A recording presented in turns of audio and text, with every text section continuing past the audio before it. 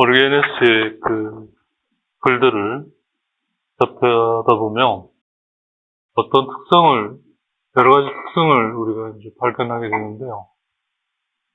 그 중에 하나가 유다인들의 태도, 성경에 대한 접근 자세라고 할까? 구체적인 거는 성경에 대한, 성경 말씀에 대한 기록된 말씀, 하느님의 말씀에 대한 태도. 이제 더 넓게 보면 삶의 방식이죠. 그죠? 그게 삶의 방식 따로 있고, 성경에 대한 접근 방식이 따로 있고가 아니라, 사실 그건 동일한 거죠. 그래서 단지 대상이 자기 눈에 좀 다를 뿐이죠.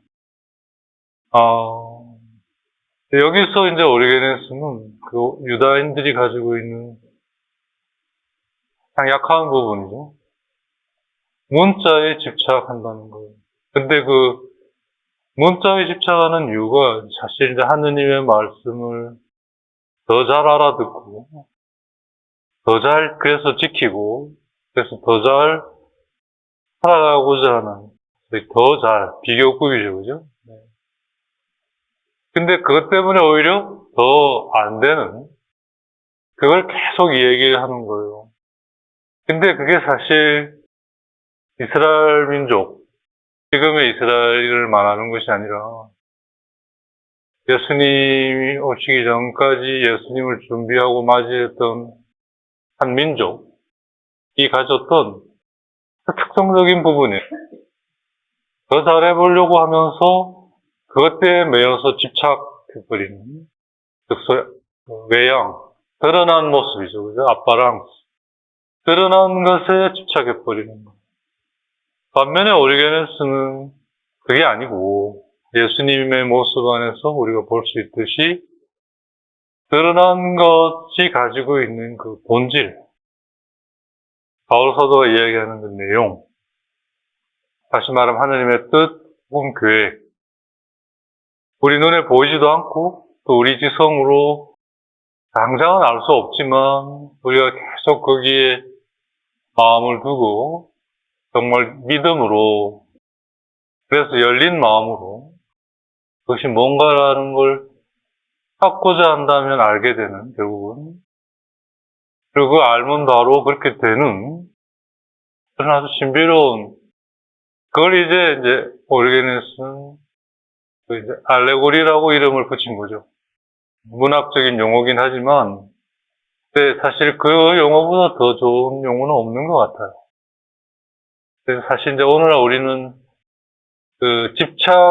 유다인들이 보여줬던, 더 잘하고자 하는 데서 온 그 집착을 어떤 객관적 증거, 객관적 자료, 과학적 진리, 이런 말로 대체해버렸지, 사실은 똑같은 것 같아요.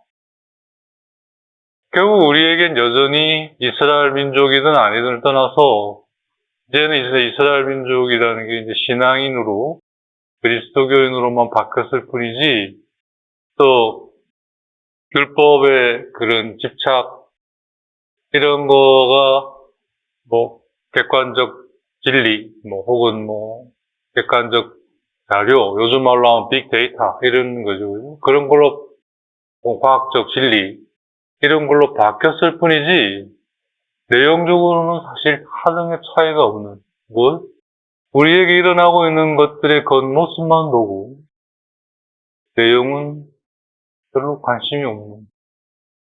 근데 거기에 하느님이 계시고, 하느님과의 만남이 거기에서 이루어진다는 거예요. 바로 그게 이제 오리게네스의 표현에 의하면 알레고리라는 거죠. 사실 우리가 알레고리라는 말도 은유, 이런 국어 시간에 배운 그 정도, 그래서 이걸 상징하고 뜻하는 거다, 그런 정도로만 우리가 알고 있죠. 사실은 오리게네스를 통해서 우리가 그걸 배워가는 것 같아요. 이게 이제 니사의 구리구리오의 소리아 테오리아, 모세의 생애 주 내용이죠, 그죠? 네. 모세란 한 인물의 살아온 겉모습이 스토리하죠. 드러난 모습. 이게 이제 하시가 들어가서 이제 히스토리가 됐죠. 역사. 그래서 역사 공부. 엄밀한 의미의 역사 공부는 드러난 사건을 공부하는 게 아닙니다. 그 드러난 것 안에 담겨 있는 내용, 즉, 하느님을 찾는 거죠, 그죠? 그게 이제 테오리아죠. 그래서 이제 그게 영어로 theory가 된 거죠. 뭐 이거 여러 차례 설명한 거라 아실 거예요. 여기 이 부분에 대한 거예요. 그리고 이게 바로 오리게네스는 이걸 가지고 바오로 사도를 통해 예수님을 조망한 거죠.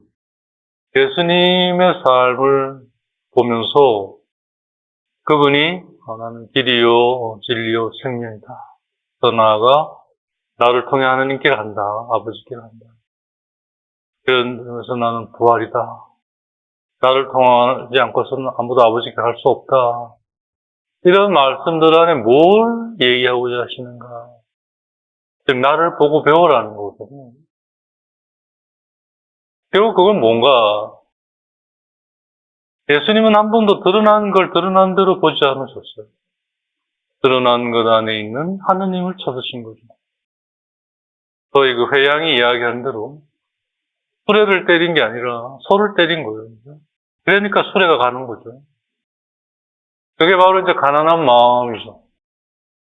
오로지 하느님께 믿음을 두고 모든 걸 하느님 안에서 찾고 바라보고 다가가고자 하는 마음. 그게 이제 진정한 믿음이라는 거예요. 참 믿음.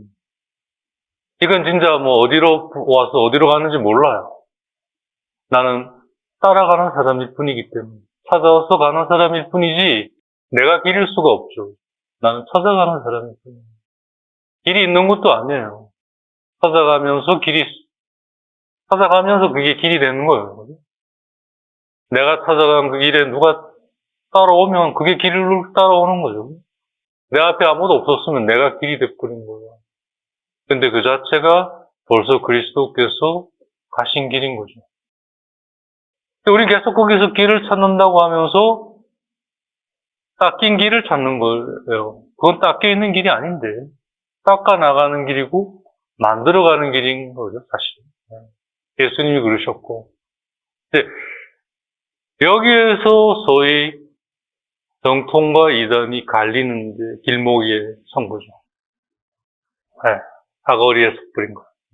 이제 소위 그 라운드바라 그러죠, 그죠? 영국의 그 로타리 라운드바. 신호등보다도 더 이렇게 효율적이라 하잖아요. 그 라운드바의 특성이 먼저 들어간 사람이 우선권을 가지죠, 그죠? 거기서 뱅뱅뱅뱅 돌면 얘는 계속 우선권을 가지는 거예요. 대신 이제 못 가는 거죠. 그래서 차 빠져나가면 이제 그 다음 차가 자기 나갈 곳으로 빠져나가고 이제 아주 효율적이죠. 그죠? 우번을 이용하는. 그러지 않고 이제 직선형은 이제 신호를 기다리는 거죠. 그래서 이제 영국을 가보면 뭐 거의 대부분이 라운드바로 돼 있어요. 신호 체계가 도시에 좀 있고 시골은. 그러니까 이제 그게 왼쪽 운전이니까 헷갈리는 거죠. 차가 전혀 예상하지 않은 여기서 오니까 여기 뭐지? 조금만 익숙해지면 되긴 하죠. 아무튼 신앙은 그렇게 어쩌면 겉모습은 빙빙빙 도는 것일 거예요. 하지만 그냥 도는 게 아니죠. 그건 머물러 있는 것이고 하느님 안에 잠겨 있는 것이죠. 그러면서 점점 그것이 내 안에 자라서 나를 이끌어갈 수 있을 정도의 빛이 될 때, 드러날 때 나는 그걸 거기서 향해 가는 거죠. 근데 집착하고 그거가 전부인 양 거기에 매이는 사람은 돌지를 못하는 사람이죠. 머물러 있지를 못해요. 뭔가를 해야 한다고 여기는 거예요. 그때는 안 해도 되는데. 할 필요도 없는 건데. 그래서 사실 가장 보기 싫은 모습이 뭐냐면요. 쓸데없이 바쁜 사람. 쓸데없이 설치는 사람. 가장 보기 싫은 거예요, 사실. 왜냐하면 창조 질서랑 맞지 않는 거거든요. 창조 질서란 그 자체로 러포에서 시작하는 거예요. 쉼. 멈춤, 불변이죠. 하느님의 모습. 근데 하느님은 거기에 머물러 계시지 않고 무브만 움직임으로 나가신 거예요. 당신을 나누기 위해. 그래서 근본적으로 움직임은 롯보의 다음 동작인 거예요. 그래서 근본적으로 마르타보다 마리아에게 저희 프리오리티에 우선권이 있는 거예요. 근본적으로 질서가 그렇기 때문에. 물론 둘 다 소중하지만 롯보가 있지 않은 한 무브망은 의미가 없는 거예요. 그래서 유다인들의 이 리테럴리스트, 즉 율법주의, 문자주의죠. 그죠? 문자 다 따져가지고 막 하는, 그러니까 법에서 다루는 것이 뭐냐면 그 글자를 따져가지만 글자에 빠지지 않으려고 그래 노력을 하는 거거든요. 그 법관들이. 네. 근데 그건 정말 항상 깨어있지 않으면 쉽게 빠지는 구렁텅이에요. 편안하게, 이렇게 돼 있으니까 니 몇 년이야. 딱 이렇게. 그거가 겉으로는 보기에는 맞지만 그 내면에는 왜 이 사람이 그렇게 될 수밖에 없었고 거기에는 어떤 문제들이 도사리고 있었고 그래서 거기에는 그 사람만의 책임이 아니라 모두의 책임이 들어가고 그래서 그러한 관점에서 이거를 볼 때 이건 이렇게 그렇게 몇 번 하면 님은 변호사님 같겠다 이제 그렇게 해버린다고 하잖아요. 그러니까 이건 어디서나 찾아가는 사람은 뭐냐면 세상 안에서는 비주류가 되는 거예요. 밀려나는 거예요. 그러니까 율법주의, 즉 문자주의, 리테럴리스트가 세상의 어떤 주류가 되는 데는 어떤 인간의 편의, 안락, 다시 말해 성경이 말하는 게으름, 약한 거죠. 그거를 바탕 뿌리를 내리고 있는 거죠. 그러니까 올게니스는 그걸 계속 유다인이라는 그 대상이지만 실제로는 인간의 그 죄죠, 그죠? 인간의 정말 깊이 뿌리 박혀 있는 그 죄. 이제 그래서 백가든 오리지널, 죄의 시작, 죄의 뿌리라고 하는 그 부분을 정말 계속 질문을 던지는 거죠. 도전을 하는 거죠.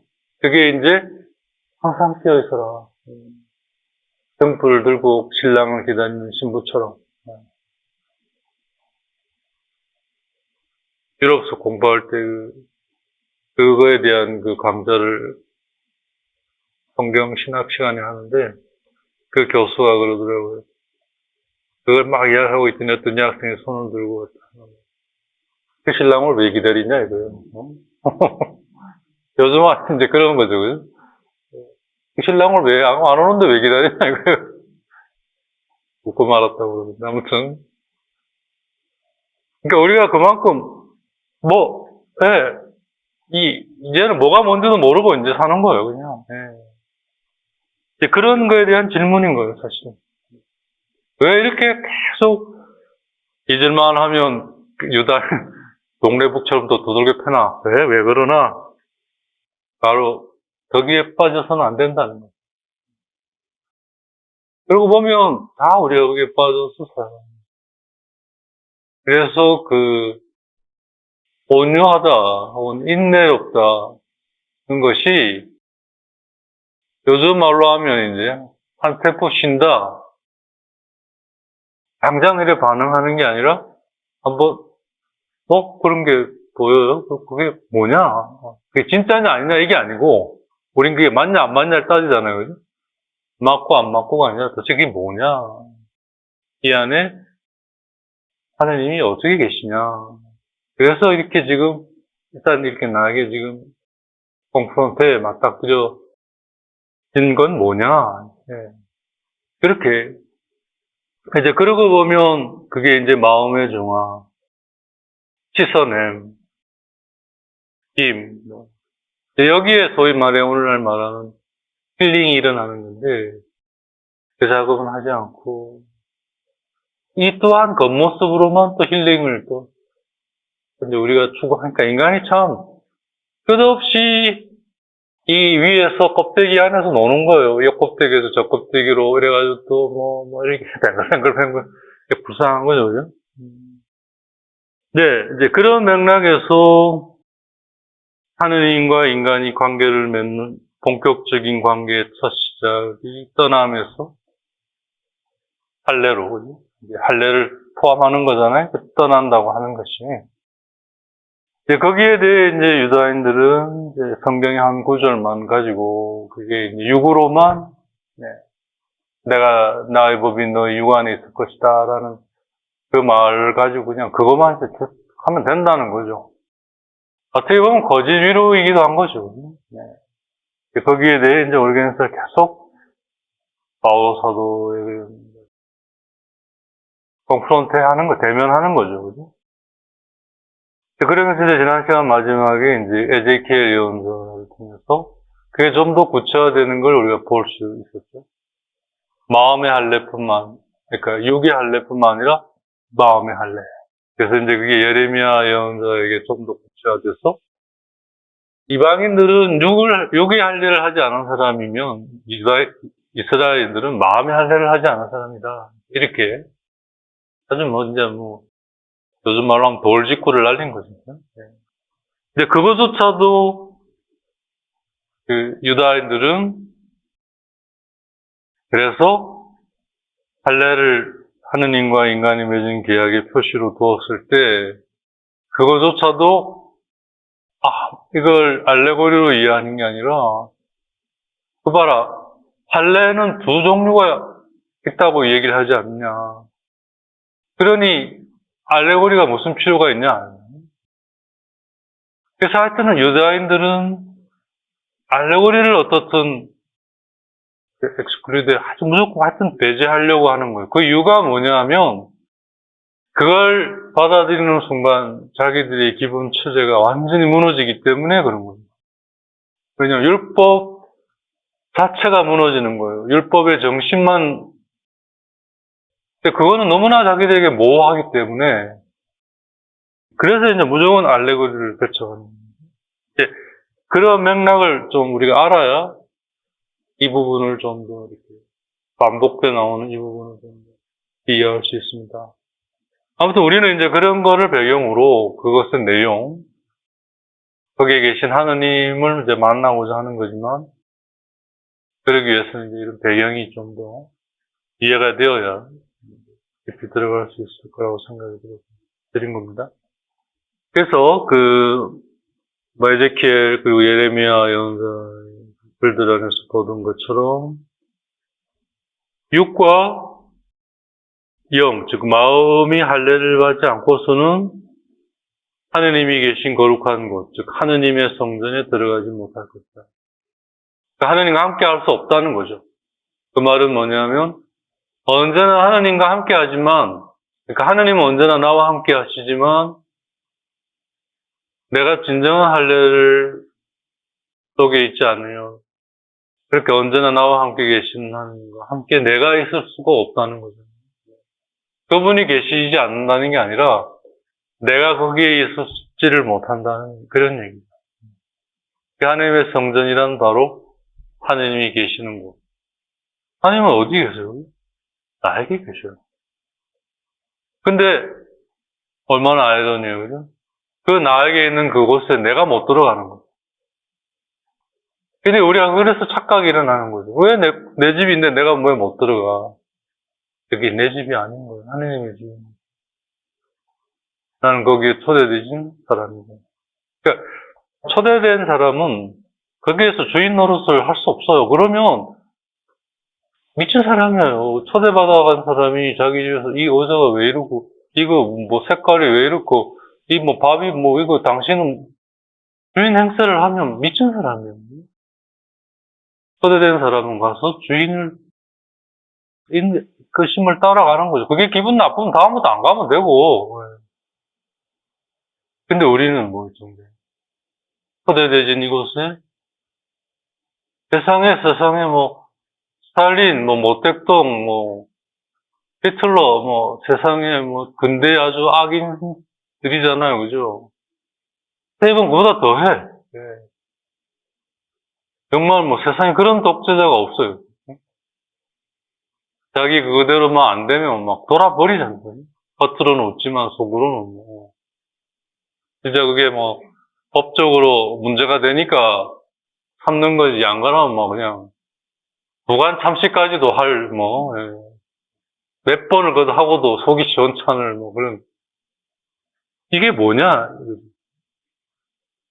결국 그 근원에는 드러난 것에 대한 그 안에 우리가 찾아야 할 하느님. 그게 부재인 거예요. 알레고리의 부재입니다. 그래서 우리가 읽는 것이 마땅히 성전이고 거룩한 것임에도 불구하고 거룩한 곳이 되지 못해버린 거예요. 그분이 계시지 않아서가 아니라 그걸 공하지 못해서 그럽니다. 그러니까 할례란 그러기 위해서는 네가 지금 그렇게 있는 것에서 일단 떠나라. 그리고 그 라운드바처럼 로타리 우리로 치면 회전 뭐라고 그냥 뭐 우리 로타리라고 그랬는데 네? 로타리요. 하여튼 거기서의 뜻은 뭐 뱅글뱅글 도는 수밖에 없어. 일단은 어디로 나가야 할지 모르면. 그래서 영국에서 있을 때 TV이 가르쳐 주더라고요. 군장 신부가 차 몰고 나가는 거야. 닥지 않은데 몰고 나가겠다니 못하겠어요. 모르면 무조건 라운드바에서 돌아라. 돌아라. 아무도 너에게 관심 없고 아무도 너에게 뭐라 할 사람 없다. 영국 사람들은 동양인에 관심이 없으니까 계속 돌아도 된다. 그러면서 하다 보면 뭔가 보일 것이다. 그 말이 맞았어요. 몇 번 돌다 보면 꼭 일행 중에 한 놈, 이게 눈 밝은 놈이 있어요. 저기다. 한 바퀴 더 돌아서 나가면 되는 거예요. 몇 번 하다 보니 이제 딱 눈에 익는 거예요. 도는 게 머물러 있는 거죠. 그 안에 머물러. 우리가 가장 못하고 인간이 가장 취약한 부분인 것 같아요. 처음부터. 죄 이후에. 그러니까 죄에 빠지게 된 것 자체가 머물질 못하는 거고 그 못하는 이유가 자기 것으로 기울어지면서 그런 거예요. 자기께 있으면 머물질 못하는 거예요. 하느님 안에. 왜냐하면 마음이 갈라져 있잖아요. 글로 가지 여기로 있질 않는 거예요. 그래서 그걸 아는 거예요. 알아야 되고. 그런 거 본능적으로 알아채잖아요. 근데 왜 자기 영혼의 사정을 모르느냐. 자기 거에 집착했어요. 예. 이런 배경하에 이 에제키엘 예언서와 예레미야 예언서의 말씀을 이제 우리는 이렇게 받아들이는데 유다인들은 또 잘 됐다. 지금 네 말에 네가 지금 소위 말해 이제 빠져버린 거 아니냐. 할례가 이렇게 예언자가 얘기하잖냐. 두 종류. 그러면 알레고리가 필요 없잖아요. 그죠? 알레고리는 하나예요. 하나인데 그것에 드러난 모습 안에 있는 본질을 얘기하는 거거든요. 그러니까 그거가 싫으니까 이걸 깨뜨리는 것이 이제 뭐요? 두 개가 있으면 되는 거예요. 이거랑. 네. 이게 사실 이해가 돼야 돼요. 겉모습하고 본질하고 같이 있으면 된다. 지금 우리가 살고 있는 세상이 딱 이거예요. 하나가 아니에요. 하나라고 하지만 실제로는 두 개고 그리고 실제로는 또 하나예요. 왜? 두 개를 인정해놓고는 이 마음의 것은 떼버려요. 돈이 안 되니까. 그러니까 똑같은 것이 하나인데 전혀 다른 하나가 돼버린 거거든요. 뭔 말인지 정반대가 돼버린 거죠. 그래서 같이 있을 수가 없는 거예요. 똑같은 걸 추구하는데 오리게네스는 이 겉모습 안에 담긴 이 본질, 그래서 이제 전체로 하나잖아요. 그죠? 그렇게 해서 겉모습은 사라지고 본질만 남아서 영원한 것이 되는 거예요. 이게 이제 하느님과의 추억이 돼서, 그죠? 스토리아가 테오리아가 되는 거예요. 그런 점에서 하나인 거예요. 모든 건 하나다. 그래서 바로 이게 하느님이 계신 곳이죠. 불변, 여포. 그래서 아버지께서 내 안에 계시고 내가 아버지 안에 있고 그래서 저들이 다 우리 함께 안에 있게 해주십시오. 함께 이걸 말하는 거죠. 반면에 세상은 이게 싫으니까 드러나는 것과 그 내용을 같이 둬요. 둘 다 중요하다. 겉으로는 딱 정말 그럴싸하죠, 그죠? 육의 정화도 하고 마음의 정화도 해야 되고 같이 가야 된다. 율법이 대표적이죠, 그죠? 네. 율법의 문자와 율법의 정신을 나름 추구하면서 서서히 정신은 나가고 이것만 남는 거죠. 이건 쉽죠. 지키기만 하면 돼요. 그래서 결국 또 하나만 남는 거죠. 근데 전혀 다른 하나가 남는 거죠. 이걸 통해서 유다인들은 오히려 우리의 경우처럼 그 참된 하나를 향해, 즉 하느님이죠. 그 안에 계신 하느님을 찾아가는 저희 이제 자극으로 박차라고 하잖아요. 그죠? 그런 것으로 받아들인다면 유다인들은 정반대로 오히려 그래서 이건 알레고리가 없다. 성립이 될 수가 없다. 이렇게. 그래서 저 경우에는 이 부분이 오리게네스를 만나서 오리게네스를 좀 알아가는 과정 전과 후로 좀 나누어 본다면 그 전 과정은 세상처럼 또 유다의 율법주의처럼 둘 다 있어야 되는 거다. 그러면서 점점 이제 둘 다 있다 보면 결국 눈에 보이고 귀에 들리고 이게 더 절실하게 다가오는 이 외양에 끌려갈 수밖에 없고 그러다 보면 이게 점점점 멀어져 갈 수밖에 없어요.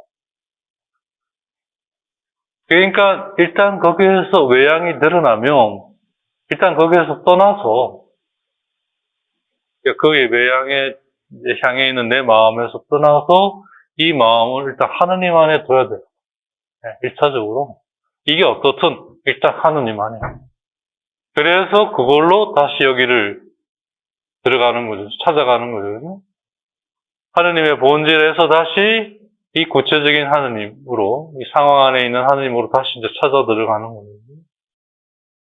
그렇게 해서, 이 외양이, 이 사건이 혹은 이 겉모습이 내가 알고 있어왔던 그 하느님의 그 근본 모습 안에 플러스, 더 구체적인 이런 모습. 본질이 더 구체화되는. 그게 이제 하느님과의 진정한 만남이죠. 그게 바로 하느님의 성전. 바로 거기에 하느님이 계실 뿐만 아니라 내가 있어야 될 곳.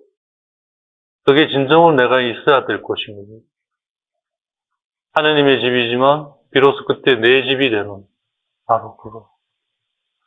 그게 이제 알레고리죠. 아까 말한 대로. 그래서 이러한 배경 없이 그냥 잘 모르고 알레고리 하면 다들 오해해요. 예.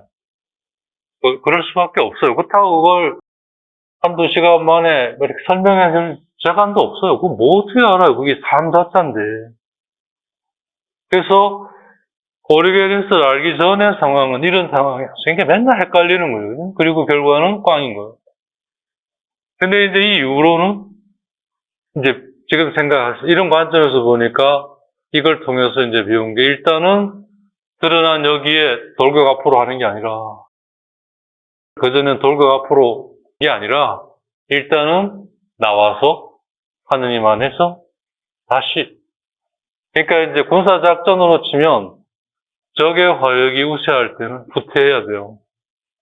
그래서 손자병법에 나오잖아요. 그죠? 나의 것을 구축한 다음에 그래서 이제 힘을 갖춘 다음에 공격에 가야 되는 겁니다. 그게 이제 명장이냐 아니냐의 차이라는 거예요. 그래서 후퇴가 아니라는 거죠. 그게 이제 군사작전을 쓰는 거고 영적인 세계는 떠나야 되는 거죠. 떠난다는 말이 그 구체적인 것이 지금 나를 올감해도 하느님에 대한 믿음 안에서 그걸 두고 나는 하느님 안에서 그래서 여기에서 이제 이걸 도모해서 여기 계시는 하느님이 어떤 분이신가 이게 알레고리죠. 바로 그거를 위해 필요한 것이 이제 할례라는 거잖아요. 할례라는 말은 근본적으로 떠나는 거예요. 자기에서 떠나서 하느님에게로 가는 거예요. 그 겉모습은 아브라함이 보여준 것처럼 방랑이죠. 반대로. 라운드바를 뱅글뱅글 도는 거예요. 영적인 언어로는 머뭇이죠. 잠겨있고 젖어있는 거죠. 그래서 드러날 때 거길 향해 가는 거예요. 영신수련의 세 타입의 사람 중에 세 번째 타입의 사람을 말합니다. 우린 그걸 배워야 돼요. 그리고 모든 건 그걸 향해 있어요. 존재해요. 그럴 때 모든 것이 의미가 있어요. 내 눈에 들어오기 시작해요. 그게 참 지혜가 있는 거예요. 저 경우는 이 여정, 저의 그런 신앙 여정 안에 오르게네스라는 인물을 통해, 그걸 좀 깨달은 것 같아요. 그렇구나. 그러니까, 그 전과 그 이후로 놓고 완전히 다른, 물론 성격과 피규는 그대로지만, 그 안에 있는 본질은 그렇게 이제 바뀌어가는 것 같아요. 그래서 알레고리에는 두 가지가 없다는 거예요. 오로지 하나뿐이에요. 하느님. 그 하느님이 없어요. 하느님 안에는 소위 본질의 하느님, 지금까지 내가 알아왔던 하느님, 그리고 그걸 바탕으로 새롭게 나에게 오시는 하느님. 그 모습의 하느님은 있지만 그 하느님이 다른 두 분이 아니에요. 한 하느님인 거죠. 그래서 예수님도 하느님이시고 성령도 하느님이시고 성부도 하느님이신 거예요. 하지만 각각의 역할과 위치가 있잖아요. 이게 아까 분리하자는 게 아니라 그분을 더 깊이 알고 만나기 위해 우리가 잠시 좀 구분해 보는 거죠. 이렇고, 이렇고, 이렇고. 분리시키는 게 아니라, 네. 그래서 다시 모아야죠. 네. 우리 몸의 지체들이 각각 구성되어 있잖아요. 그죠? 그걸 하나로 모아야 진정한 내 지체가 되잖아요. 내 손이 아무리 이쁘다고 해서 혼자 툭 잘려가 밖에 돼 있다. 징그러운 거, 혐오스러운 게 돼버리죠. 나 안에 같이 있어야 이쁜 손으로 가치를 가지는 거잖아요. 손만 이쁘가 되는 건 아니지만 아무튼. 네, 그래서 이제 이 유다인들의 또 새로운 도전에 여러분들의 기도에 도움이 필요하다. 살아계신 하느님의 말씀.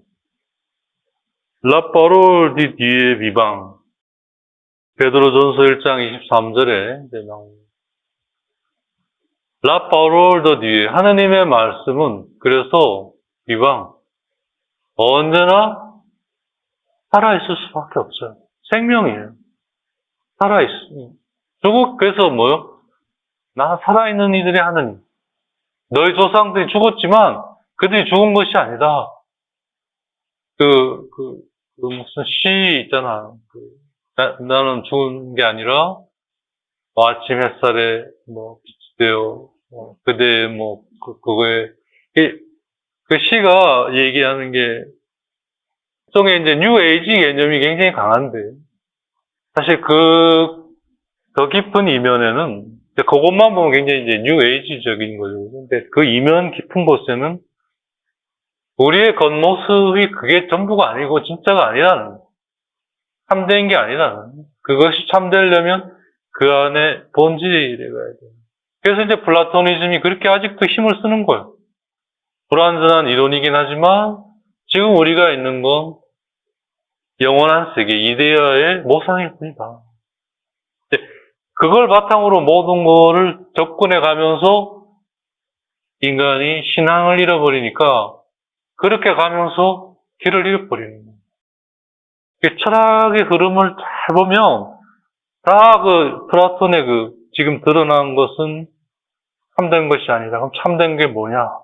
그걸 향해 이제 찾아가면서 부지 복잡하게 자기도 뭔 말하는지 모르고 그걸 또 열심히 공부하고 그래서 내가 이렇게 믿는다, 하느님을 믿는다 하는 것은 어떤 걸로 소위 표징으로 찾아야 되냐?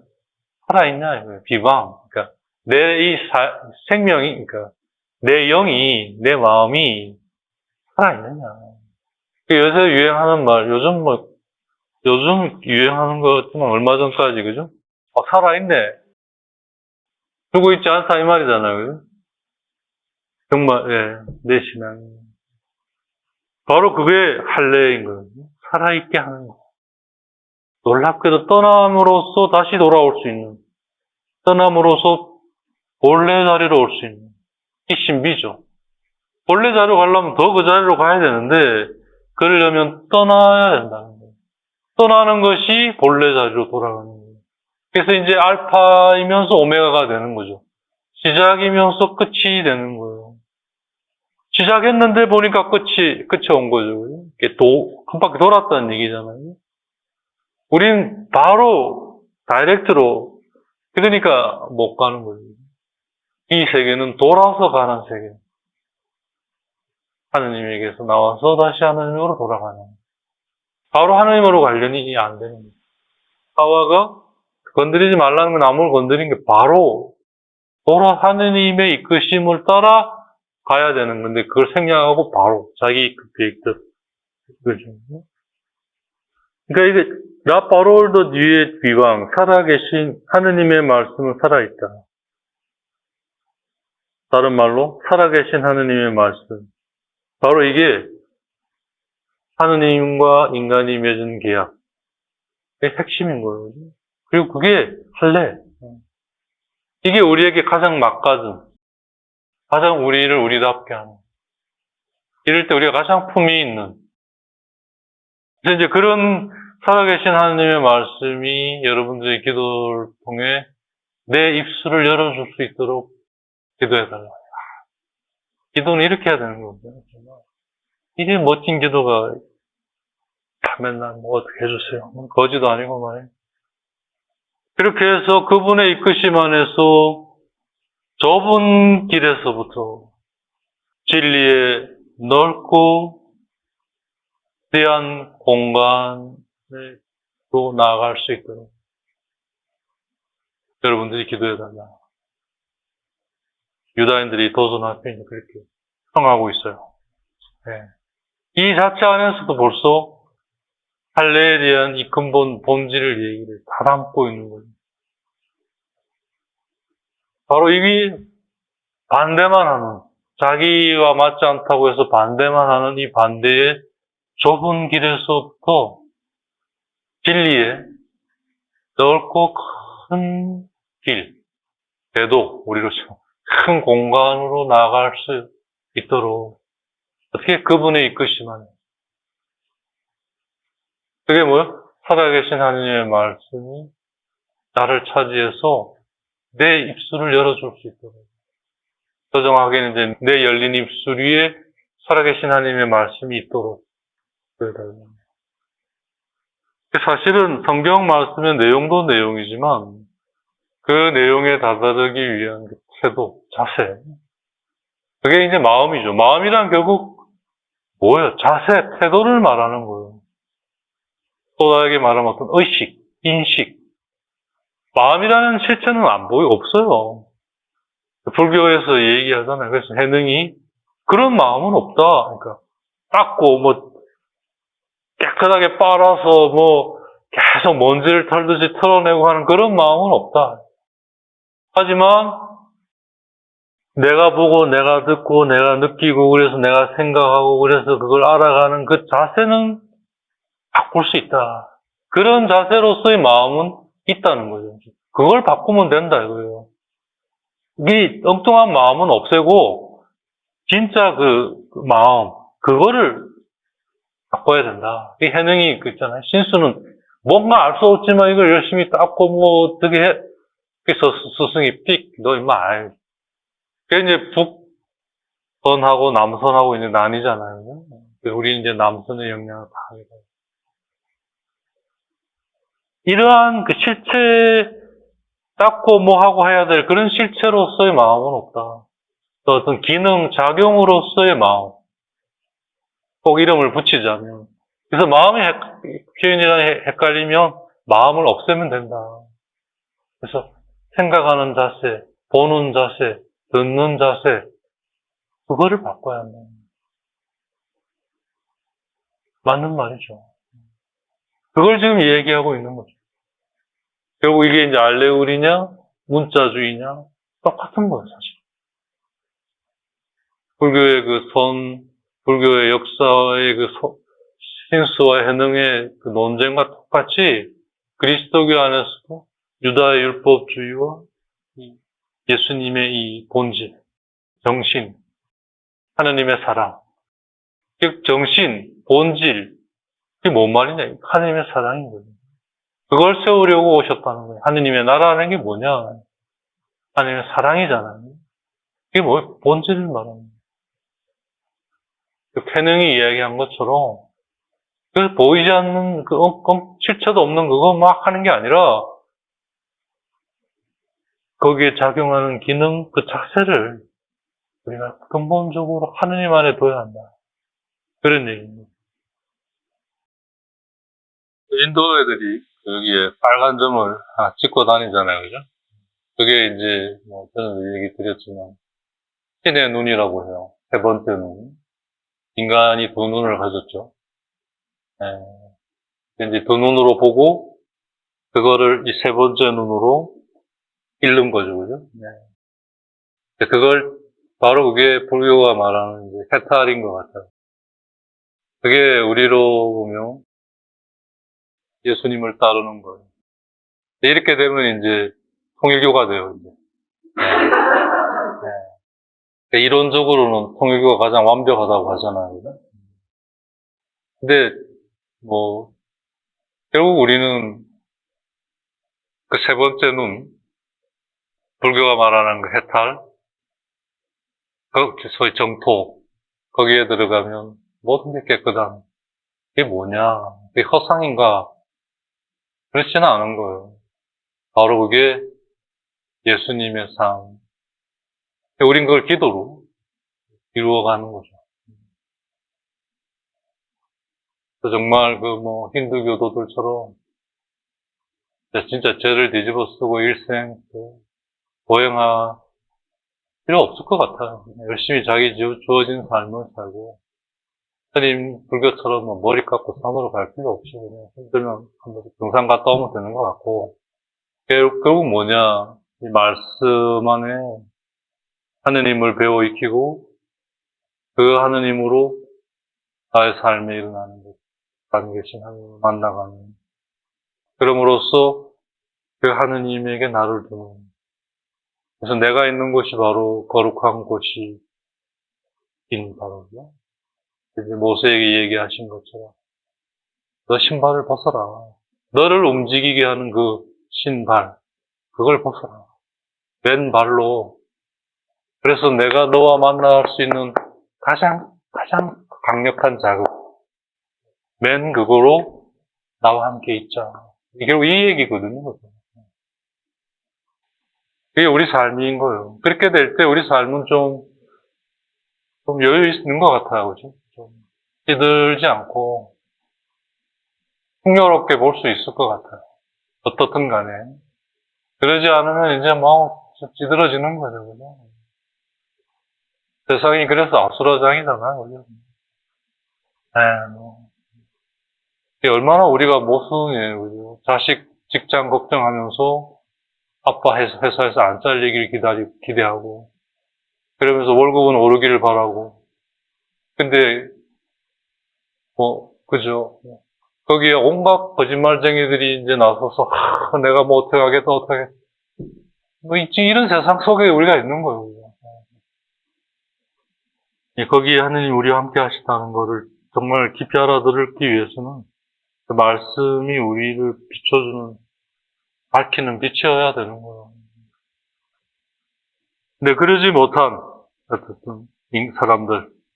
그래서 이제 결국 유다인이라는 말은 이제 그런 사람들과 대치돼 버렸어요. 대명사가 된 거죠. 실제 유다인보다는 그러지 못한 사람들이 이제 유다인이라는 대명사로 이제. 그래서 이제 혼돈하는 거죠. 그래서 혼돈한다는 말에 그 꽁퐁드르라는 말이 토대를 딱 하나에 세워야 되는데, 꼰이 이제 여기서는 여러라는 뜻이 되죠. 함께 둔다. 여러 군데 둬버리니 헷갈리는 거죠. 하느님이라는 거 하나에 딱 둬야 되는데, 여기도, 저기도, 이게 이제 우상인 거잖아요. 그죠? 그러니 헷갈리는 거죠. 그러니까, 길을 잃는 거예요. 길을 잃는다는 게 뭐예요? 헷갈린다는 얘기거든요. 이건가, 저건가. 그게 뭐예요? 토대를 여러 군데 둬버린 거예요, 내 마음을. 그게 왜? 떠나지 못해서 그런 거예요. 떠나서 하느님에게로. 할례라의 참 뜻을 결국 육적인 할례로만 이해해버리는. 왜 그런지는 아까 좀 설명을 했죠. 그 이제 인간의 죄의 뿌리와 닿아 있고, 그건 어떤 편리함이나 편안함, 안락함이에요. 그건 자기를 중심으로 움직이는. 맨날 수영 이야기해서 죄송한데, 지금 이제 또 3달이 되니까 이제 또 그 멤버들에서 조금 바뀌었어요. 언제나 그렇듯이 이제 선두 그룹, 그 다음에 보통은 중간 그룹, 후발 그룹 이래 있는데 이제 좀 수준이 올라가니까 선두 그룹, 비선두 그룹 딱 둘이로 나뉘는 거죠. 한 바퀴 돌면 선두로 싹 들어오고 이제 한참 뒤에 저 막 푸닥푸닥 이제 들어오는 거예요. 그러면 이제 그 코치가 기다리는 동안에 이제 문제점들을 이야기해 줬죠. 들어오는 사람들이 왜 늦을 수밖에 없는지를. 그러면서 그걸 이제 직접 이야기를 못 해주니까 다 들어오고 나면 이야기를 해줘요. 일반화 시켜서. 그래서 원래는 이렇게 해야 되지만 그게 안 되면 그리 안 해도 된다. 그건 모든 동작이 다 갖추어졌을 때 가능한 거다. 그 한 사람을 위해 그 얘기를 해요. 근데 그 사람은 입에 침 뱉고 다른 거 하기 바빠가 못 들어요. 그리고 그냥 가만히 보니까 그 사람은 그게 자기에게 해당되는 말이 아니라고 생각해요. 남자인데 샤워할 때 나한테는 이제 못 물어보고 이제 저쪽 더 잘하는 사람하고 샤워를 하면서 내가 팔을 더 뻗는데 말이야. 더 뻗었더니 힘은 들지만 더 잘 나가고 문제는 그게 아닌데 그 팔을 뻗은 다음에 다음 리카버리 하는 동작을 이렇게 세우는 것 때문에 몸이 비틀어지면 아무 의미 없다 이거예요. 가장 중요한 건 몸이 이렇게 비틀어지지 않고 가는 것이 가장 중요하다. 그 다음에 이제 이 동작이 따라주면 된다는 거죠. 그거가 이 사람의 안중에 없는 거. 하여튼 이게 돼야 된다는 거거든요. 근데 그래, 몇 달을 그걸 봤어요. 여전히 그러고 있는 거예요. 저게 바로 나의 모습이고, 우리 모두의 모습이겠구나. 그래서 이제 그다음부터 저도 가르쳐보는 사람이니까, 코치가 뭔 말을 하면, 일단 저게 내 이야기일 거라고 생각하고 들어요. 저게 지금 저 사람이 직접적으로, 지금 이 얘기 당신 두고 하는 말이에요. 그건 나처럼 못된 선생이나 하는 말이고, 보통은 그리 안 해요. 그냥 일반화 시켜서 얘기를 해요. 그럼 사람들은 어떤 반응을 보냐면, 그건 자기 얘기가 아니라는 거죠. 다른 사람 얘기다. 나는 그렇지 않다, 이거예요. 근데 어느 정도, 수준이 올라오니까 그 얘기가 들리는 거예요. 그전엔 그것조차도 안 들렸거든요. 그래서 이제 코치가 일반화해서 하는 얘기를 이렇게 들어요. 지금 저 사람이 나를 두고 하는 얘기라고 생각하고 한다면, 이제 뭔가가 그 말 안에 담긴 내용이 보이고, 진짜 나의 모습이 완전치는 않지만, 어느 정도. 그래서 이렇게 해야겠구나. 그러니까 이제 조금씩 더 넣는 거죠. 일종의 그런 거죠. 알레고리라는 게. 그리고 이게 바로, 그냥, 살아계신 하느님의 말씀. 오르게네스가 매일 기도했을. 정말, 하느님의 말씀 내 안에 살아. 내 마음을 차지하고, 그게 내 입술 위에 있기를. 기도를 하려면 앞으로 이제 우리는 이렇게 기도를 하도록 해야겠습니다. 이제 그러지 못한 사람들, 육적인 사람들이죠. 오리게네스 같은 사람들이 영적이다. 바오로 사도의 표현에 빌리면 이제 내적인가, 외적인가. 다 같은 이제 용어들이에요. 각자 쓰는 이제 용어의 고유함을 인정을 할 때. 그들의 특성은 뭐냐면, 공포들, 컨퓨즈하는 거예요. 혼돈스러운 거예요. 왜? 내가 둬야 할 것을 하느님에게 두지 않고 여러 군데 둬버렸으니까. 하느님이 아닌 곳에 둘 때는 여러 군데 두게 돼 있거든요. 여기 두다 보면 아니다 싶으면 저기 두게 되고, 저기 두다 보면 또 아니다 싶으면 여기 옛날 게 또, 위에 또 미련이 있고, 그래서 또 제3의 것이 나타나고, 변증법처럼. 그러다 보면 둬야 될 게 많으니, 케어할 게 많으니까 뭐요? 무거운 짐이 돼버리는 겁니다. 이게 바로 무거운 짐을 진 사람이라는 거예요. 그러지 말고 그걸 다 두고 나에게로 와라. 내가 준 짐을 져라. 내 짐은 가벼워서 질 수 있다. 이 말인 거예요. 예수님의 그 말씀, 나에게로 와라. 내 짐을 져라. 자기 십자가를 지고 나를 따르라. 같은 얘기. 그게 알레고리. 그러니까 그러지 못한 사람들. 그래서 그러니까 맨날 반대만 하는 거겠어요. 반대를 못하면 이제 불평하고, 비난하고, 이렇게 됩니다. 그러니까 불평이나 불만, 혹은 반대, 비난, 이런 것들은 결국 겉모습일 뿐이에요. 그 이면에는, 그 내면에는 본질은 뭐가 있냐. 나의 것을 여러 군데 둬버렸다는 거예요. 한 입 안에 두지 않고. 그게 뭐냐? 할례받지 않은 거예요. 하느니 나에게서 떠나 하느님에게로 가지 않은 걸 말합니다. 이렇게. 혼돈스러우니까 그렇게 나오는 거예요. 그리스도의 이름을 받았지만 겉으로는 실제로는 자기가 마음에 둔 곳에 것을 채택하고 따르는 사람. 겉모습만. 그러니까 당시 오리게네스 시절에 아직 그리스도교가 형태를 갖추어가는, 다른 말로 하면 아직 형태를 갖추지 못한, 형태를 갖추고 가는 이제 그 과정이었죠. 그죠? 치열한 소위 논쟁의 시대를 거칩니다. 그리스도교가. 조선시대에 무슨 어떤 남인북인 논쟁은 유도 아닙니다. 몇백 년인가. 5, 600년을 피를 튀게 하면서 거기에 이제 로마의 황제의 통치 그거랑 합쳐져가지고 막 진짜 목숨 걸고 이제 이 진리를 교부들이 이제 세워나가는 과정이 그 교부 시대. 그게 절실하죠. 그러니까 이제 이런 내용의 글들이 나올 수밖에 없는 건데. 아무튼, 그 당시 그리스도의 이름을 가지고 있으면서도 그러니까 지금에 와서 보면 이제 사입이죠. 그때는 굉장한 힘을 발휘한. 왜냐하면 그리스도라는 이름을 가지고 이 두 개의 아까 말한 영과 육을 같이 아우르면서 사람들에게 다가가니까 얼마나 어필해요, 그냥. 매력적이고. 요즘도 사실 똑같아요. 겉모습은 다르지, 본질은 딱 그대로 판박이에요. 그게 이제 공포원들로 헷갈리는 사람들은 혹하고 넘어가는 거죠, 그죠? 네.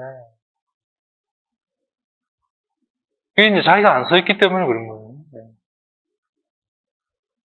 그 당시에 특히 그런 게 심했고, 이제 여기서 이제 우리 중에 그 일부가 또 그런 사람, 이런 이제 얘기가 나오는데, 그게 에비오니트라는 그런 팩트, 그런 파라고 얘기할 수 있어요. 에비오니트 파.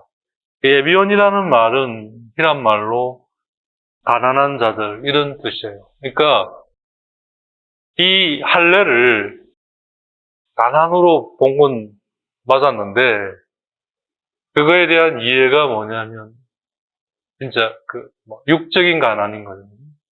육적인 가난이 나쁘다는 게 아니에요. 틀렸다는 것도 아니고, 전부가 아니라는 거죠. 영적인 가난을 바탕으로 이루어지는 육적인 가난이어야 참된 가난이죠. 영적인 가난이 따르지 않는 육적인 가난은 궁핍이에요. 결핍이고 궁핍이고 빈곤이에요. 어떻게 보면 정성 맞는 거죠. 네. 그럴 능력이 있으면서도 그러지 않는다는 건 그건 결함인 거예요. 영적인 가난 위에 육적인 가난. 결국 그러지 않으면 그 육적인 가난에 짓눌리게 돼요. 억압당하게 돼 있어요. 눌리게 돼 있어요.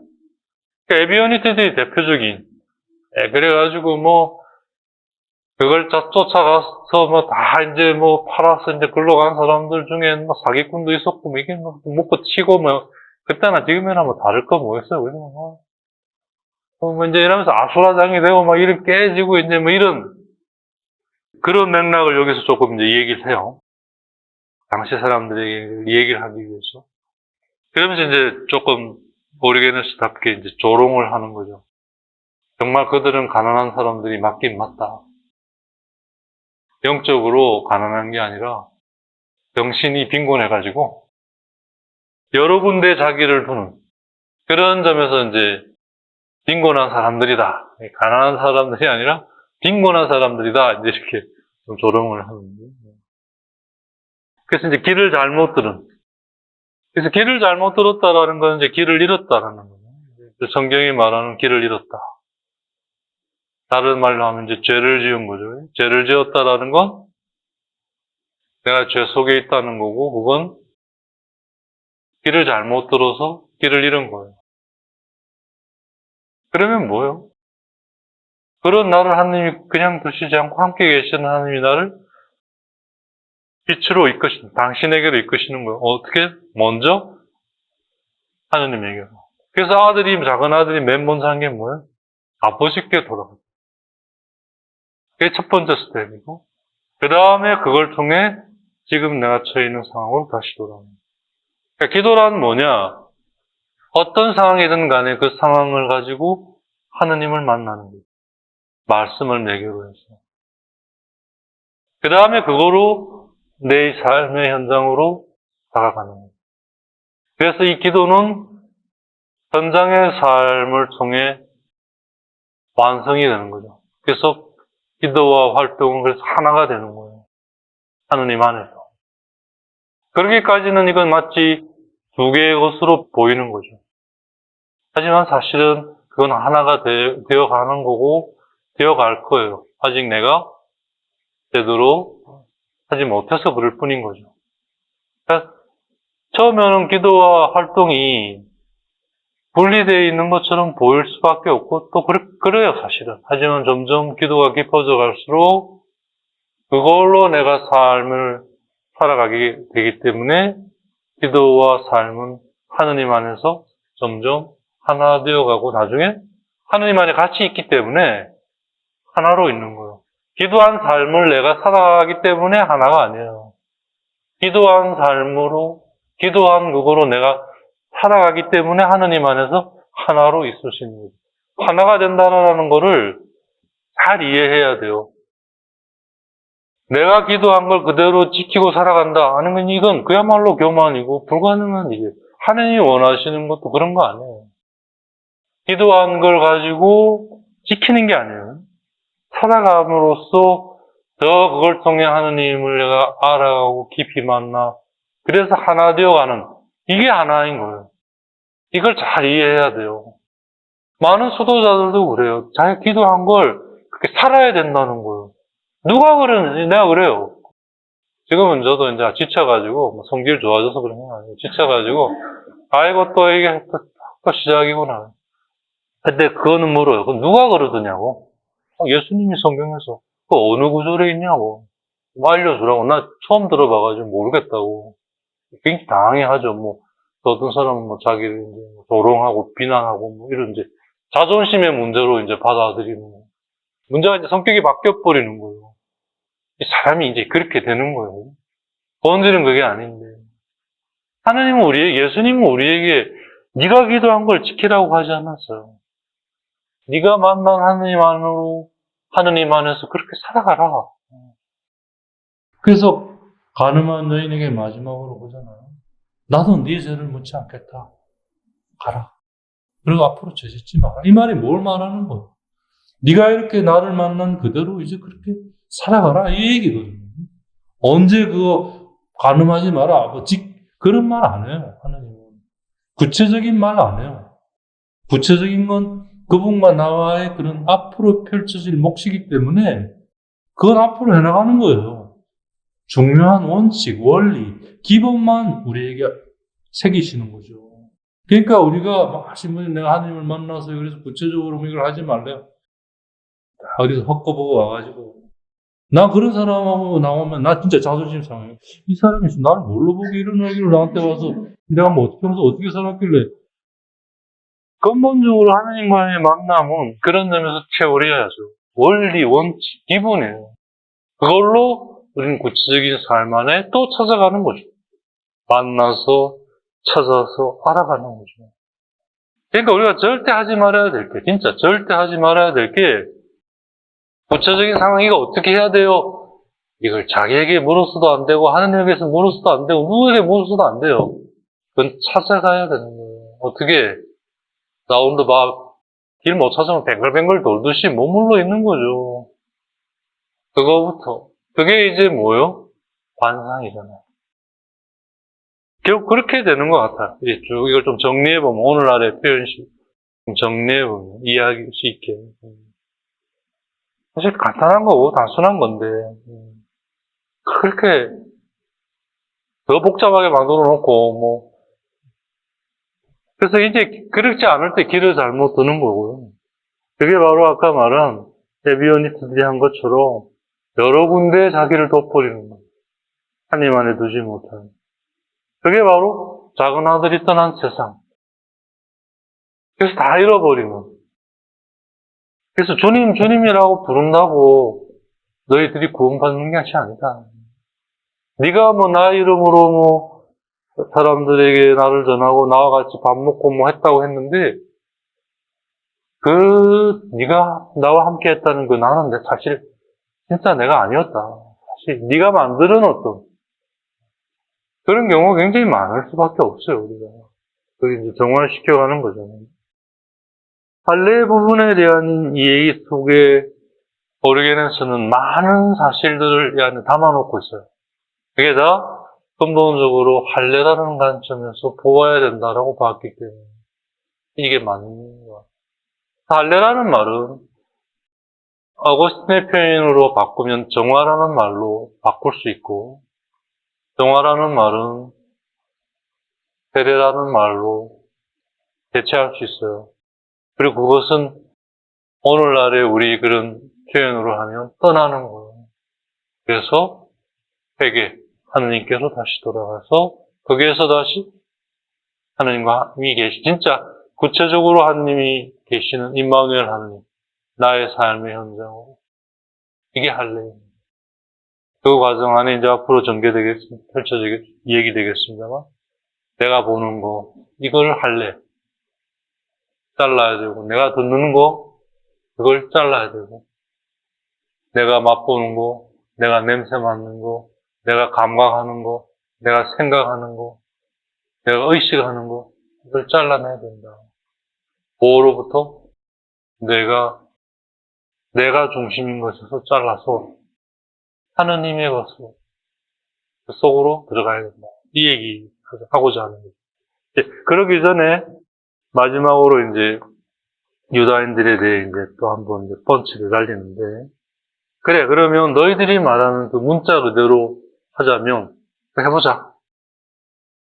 그래서 그들이 신주 모시듯이 그렇게 의지하고 하는 그런, 이제, 당시 오리게너스 고침 구약 성경이거든요. 사실 이제 제가 여러 차례도 말씀드렸습니다만, 구약, 신약 이렇게 이제 우리가 보통 편의상 나누는데 굉장히 우리가 주의해야 합니다, 사실은.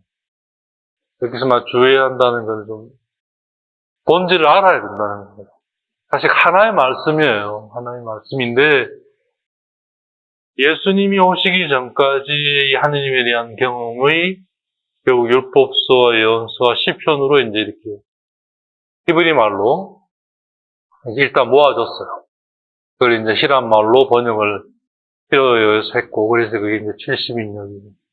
이게 이제 성경 말씀이에요. 예수님은 이 말씀을 의 내용이 있었음에도 불구하고 인간으로 오셔서 이걸 배우고 익히시면서 이걸 알아가시고 이게 되어갔어요.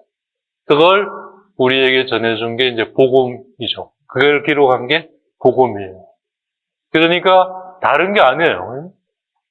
이 율법서, 예언서, 시편의 말씀의 완결본이에요. 완성본이에요. 그죠? 이게 복음이에요.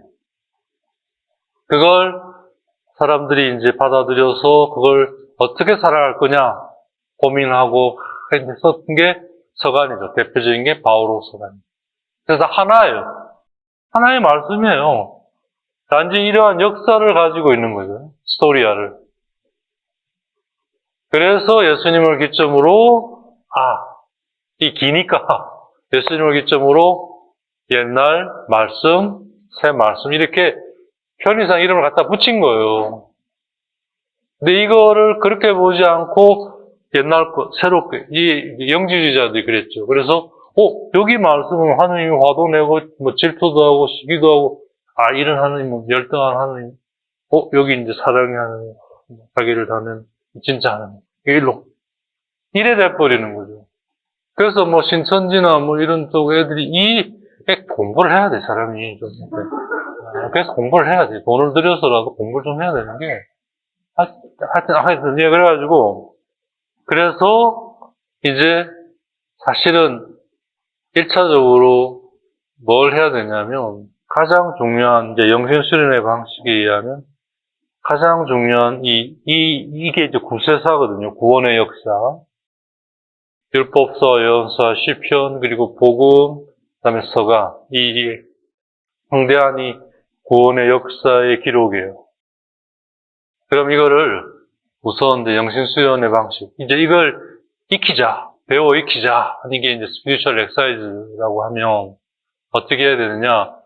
이 역사의 중요한 테마를 먼저 익히는 거예요. 제가 해보니까 그래요. 다시 하라면. 그래서 이제 그걸 사람들에게 좀 효율적으로 가르친다면, 그러면 우선 이 장대한 역사의 중요한 테마를 익히는 거예요. 먼저. 상세하게 필요도 없고, 우선은. 먼저 이 테마를 익혀서 테마가 확고하게 서야 돼요. 그래서 창조, 죄, 부르심, 하는 예수님의 삶, 순환, 죽음, 부활, 이게 뭐냐, 이게 딱 서야 돼. 그렇구나. 그래서 하느님 어떤 분, 딱. 그거 위에 이제 율법서와 예언서와 시편은 그런 관점에서 어떻게 이걸 이야기하고 있나. 듣는 걸 그걸 들어보려고 계속. 그래서 예수님이 이렇게 말씀하셨구나. 그래서 이렇게 살려고 했구나. 이제 시간이 많이 걸리죠, 이제 이러면. 저처럼 이제 갈무그에 산 사람이나 할 수 있는 거고. 그러면 이제 여러분들처럼 좀 이제 늦게 출발한 후발주자는 어떻게 되냐. 맨 먼저 테마를 익힌 다음에, 그 다음에 열심히 복음을 읽고, 이 테마를 중심으로 예수님이 뭘 얘기하셨는가. 예수님의 말씀 안에 담겨 있는 살아계신 예수님을 만나야 돼요. 아까 그 방식은 머물러. 맴돌고. 그래서 이제 복음의 예수님이 어느 정도 좀 서면, 그 예수님으로 율법서와 예언서와 시편의 말씀, 예수님이 이렇게 예언서와 율법서와 시편을 읽고 맞들이고 가셨겠구나라는 관점에서 다가가는 거예요. 거꾸로 가는 거예요, 우리는. 그래서 예수님이 이렇게 바오로 사도를 부르셔서 가르쳐 주셨겠구나.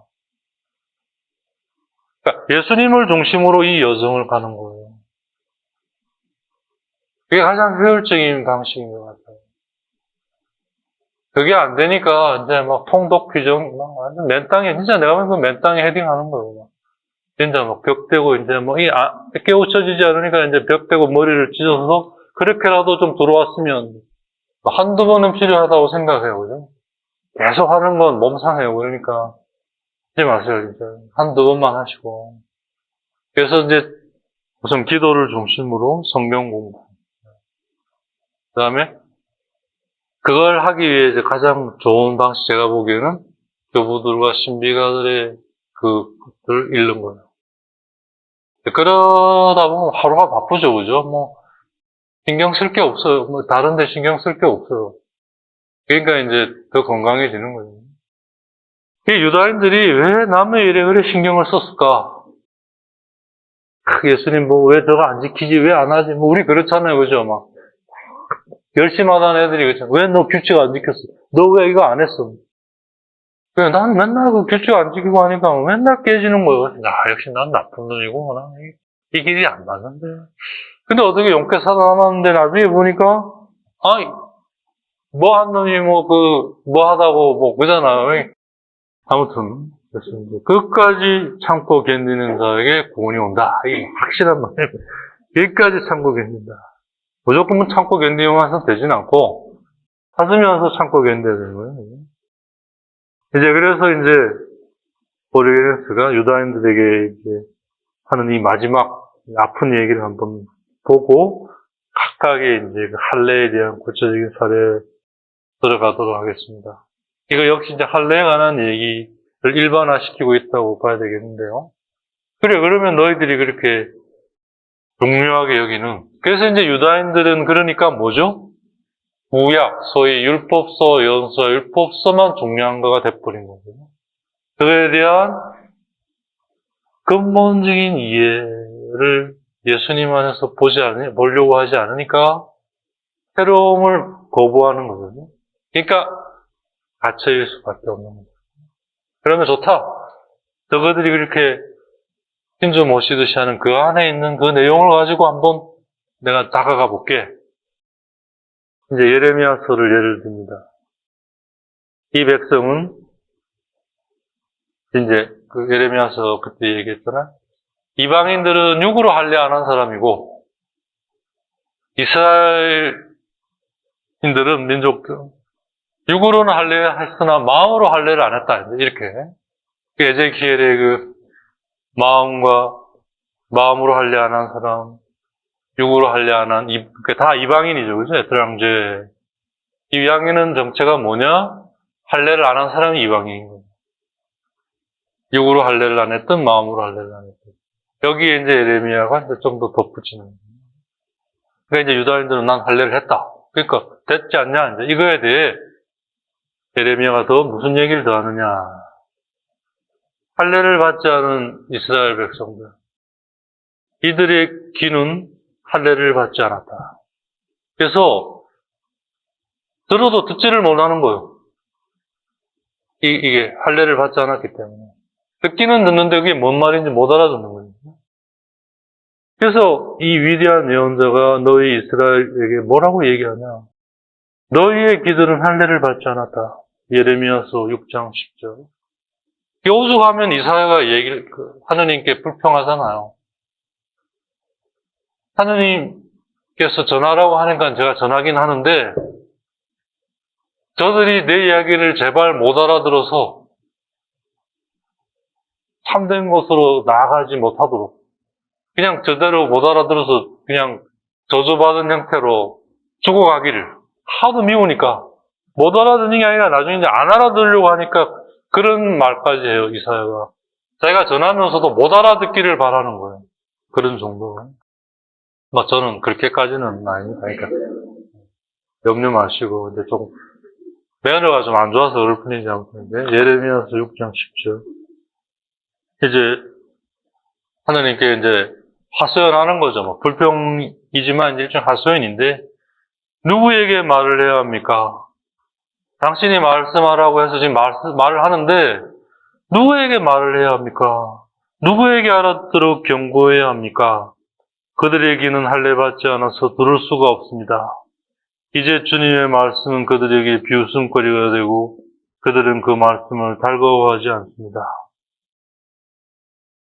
진짜 이재영 시작할 때마다 어떻게 기도해야 되는지를 2시간에 걸쳐 열심히 얘기를 하는데 앞에 소와 말이 다 앉아서 눈만 깜빡깜빡 그럴 때마다 이게 누구에게 이 말을 해야 됩니까? 그렇다고 말을 안 할 수도 없고 그래서 자기 십자가를 지고 나를 따라야 한다.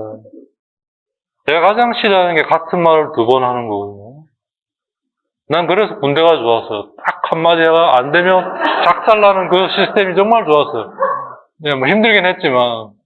근데요, 이러면, 벌써 반이 깎이는 거예요, 이게. 얼마나 그랬으면, 그죠? 이런 말까지, 예. 할례를 받지 않았기 때문에. 그래서 할례가 그렇게 중요한 거예요. 있어도, 들어도, 그게 뭔 말인지 못 알아듣는 거예요. 듣는 게 문제가 아니고요. 알아듣느냐는 거예요. 듣느냐에 뭐가 붙느냐? 알아듣느냐. 이것도 뭐요? 뭐해서 제대로 알아듣느냐. 얼마나 못 알아듣으면 알아듣느냐가 아니에요. 우선 들리지도 않고, 그죠? 예, 뭐 다른 거 뭐 시끄러워가지고 안 들려요, 그죠? 그래서 들으려고 하는 사람은 그래도 좀 나은 사람이에요. 이런 사람들에게 뭐요? 알아듣느냐? 응? 그것도 이제 모자랐으면 제대로 알아듣느냐? 얼마나 못 알아들어요? 얼마나 우리가 자기에 갇혀 사느냐? 그걸 얘기하는 거죠. 이제 지금 이게 예레미야 예언서를 통해 지금 나오는 얘기예요. 아니, 말씀을 전하라고 해서 하긴 하는데, 누가 알아듣느냐? 이게 하느님이 얘기하시잖아요. 누가 그거에 대해 걱정하라고 했느냐? 그건 내가 할 몫이고, 너는 전하면 된다. 근데 어디 그러나요, 그게? 그렇지 않거든요. 이제 그러니까. 참. 근데 문제는 이제 그게 결국 자기를 위한, 그래서 이제 하느님을 위한 것이 되는 거죠. 저 경험을 보면 매번 시정을 할 때 그 기도에 대한 얘기를 하면서 이제는 제가 들어도 너무 멋있어, 너무 좋아요. 이렇게 기도에 대한 얘기를 내가 할 수 있다니 하면서도 저 스스로 새로움에 놀라는 거죠. 이렇게, 맞아. 하고 말하고 상관없어. 이제 나를 위해. 이건 바로 왜? 하느님을 위해 하기 때문에. 그래서 같이 되는구나. 그래서 제가 좀 확신하게 됐어요. 저는 뭐, 현장에서 가난한 사람들하고, 받은 사람들하고, 그래서 함께 다녔지는 못했어요. 근데 정말 이 사람들하고 통해서, 이걸 통해, 그래, 지금 내가 이렇게 하느님과 함께 하고 있구나. 가장 내가 하고 싶어 하지 않는 걸 하는 이유가 뭔가? 하느님 때문에 하는 거고, 그건 바로 나를 위해 하는 거구나. 이렇게.